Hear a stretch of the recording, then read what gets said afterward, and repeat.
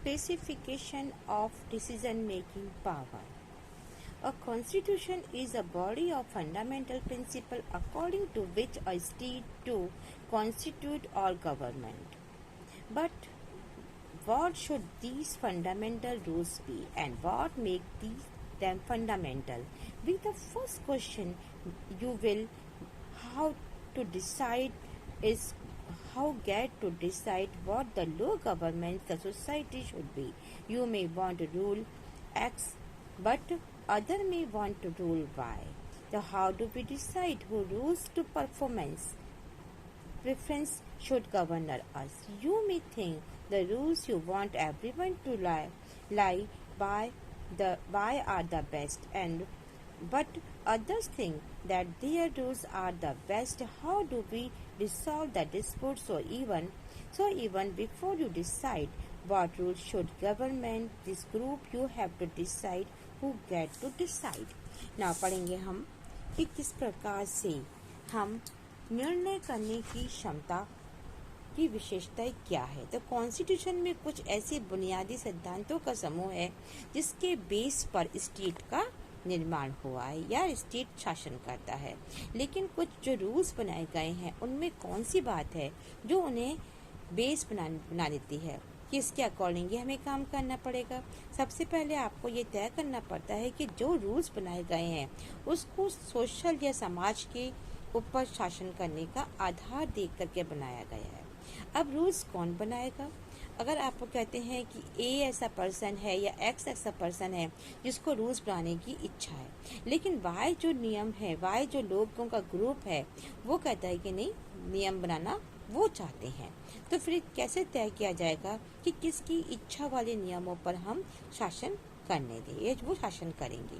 जिन नियमों के अंतर्गत आप सभी को रखना चाहते हैं वे आपको सर्वश्रेष्ठ लग सकते हैं, लेकिन दूसरों को लगता है कि उनके द्वारा सुझाए गए ये जो नियम है उसके ऊपर कुछ न कुछ विवाद हो सकता है, तो उसे हम कैसे सुलझाएंगे। तो यह निर्णय करने से पहले कि हमारे समूह में या ग्रुप में किन नियमों से शासित होना चाहिए और वास्तव में ये तय कौन करेगा कि उन नियमों को कौन बनाएगा।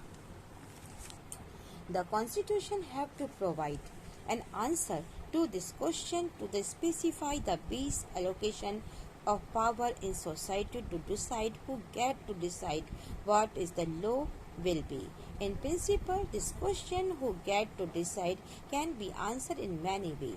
In a monarchical constitution, a monarch decide. In some constitution like the old and Soviet Union, the one single party was given the power to decide, but in the democratic constitution, broadly speaking, the people get to decide, but this matter is not so simple.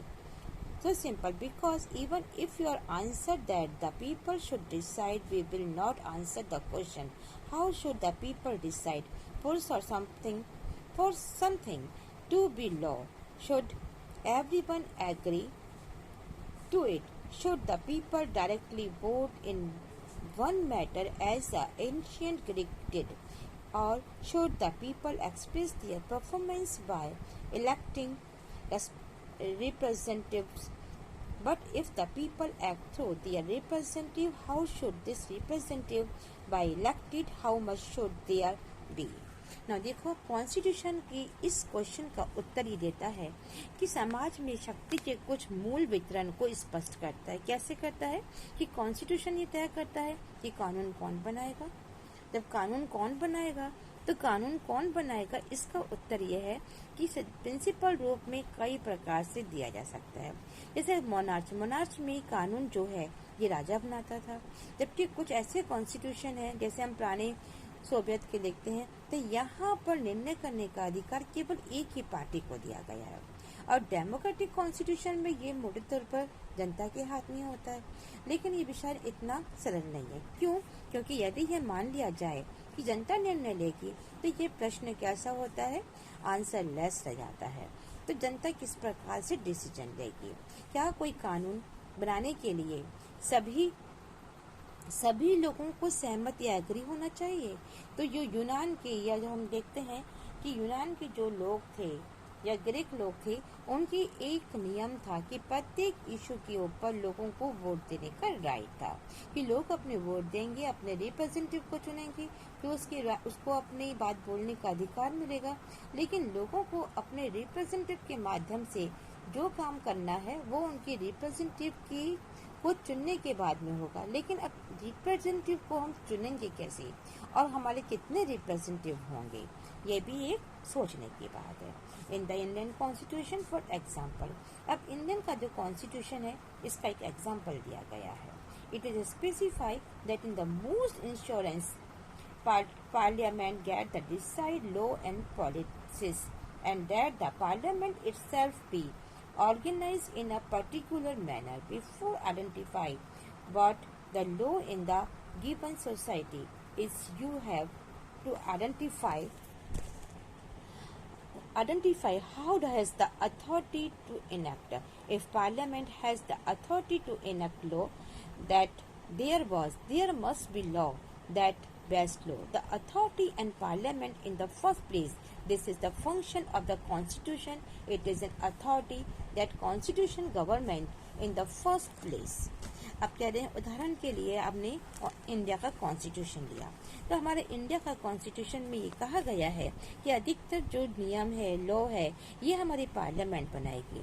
और जो parliament है इसका भी एक विशेष प्रकार से बनाया जाएगा कि किसी समाज में अगर कोई कानून बनता है तो उस कानून को बनाने का अधिकार रखने वाले लोगों को पहले आइडेंटिफाई करना होगा। अब पार्लियामेंट को कानून बनाने का अधिकार है तो पहले उसे यह अधिकार देने वाला कोई कानून होना चाहिए कि यह काम कॉन्स्टिट्यूशन करेगा। कॉन्स्टिट्यूशन वह सत्ता है, वह राज्य है जो सर्वप्रथम गवर्नमेंट को बनाती है। तो ये हमारा सेकंड फंक्शन हो गया। The second function of the constitution is to specify who has the power to make decision in society. It decide how the government will be constituted. तो कॉन्स्टिट्यूशन का दूसरा काम यह है कि सोसाइटी में, समाज में निर्णय लेने की जो पावर होती है वो इसके पास होती है। कॉन्स्टिट्यूशन यह भी तय करता है कि गवर्नमेंट कैसे बनाई जाएगी।